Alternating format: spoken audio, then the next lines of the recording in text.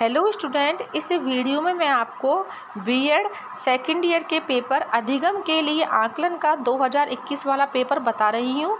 ये राजस्थान यूनिवर्सिटी का पेपर है। तो देखते हैं उस टाइम कौन कौन से प्रश्न आए थे। सबसे पहले हम देखेंगे खंड ए के प्रश्न।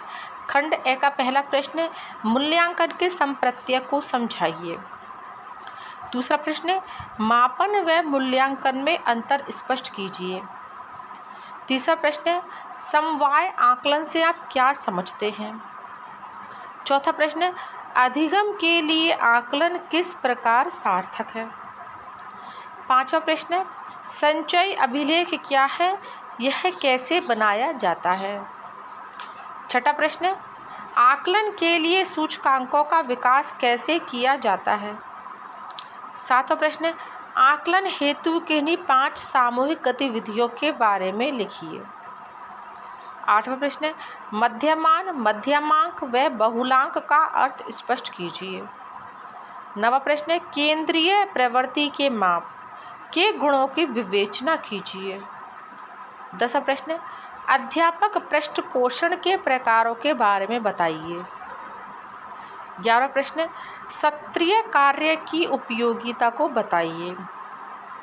12वां प्रश्न है, खुली पुस्तक परीक्षा से आप क्या समझते हैं। तो ये हो गए हमारे खंड ए के प्रश्न। अब देखते हैं खंड ब के प्रश्न। खंड ब का पहला प्रश्न है, अधिगम का आकलन एवं अधिगम के लिए आकलन के संप्रत्यय व अंतर को समझाइए। फिर इसके अथवा में दूसरा प्रश्न आया था, वो है CCE को विस्तार से समझाइए। खंड ब का दूसरा प्रश्न है, संरचनावादी प्रतिमान में आकलन के उद्देश्यों को विस्तार से विश्लेषित कीजिए। अथवा में देखते हैं हम, वर्तमान संदर्भों में आकलन की चुनौतियों की विवेचना कीजिए। अब देखते हैं हम इसका तीसरा प्रश्न खंड ब का, प्रामाणिक विचलन के अर्थ व दोषों की विवेचना कीजिए। फिर दूसरा है, सामान्य संभावना वक्र का अर्थ व विशेषताओं को समझाइए। अब इसके अथवा में देख लीजिए, सारणी सह संबंध को परिभाषित कीजिए।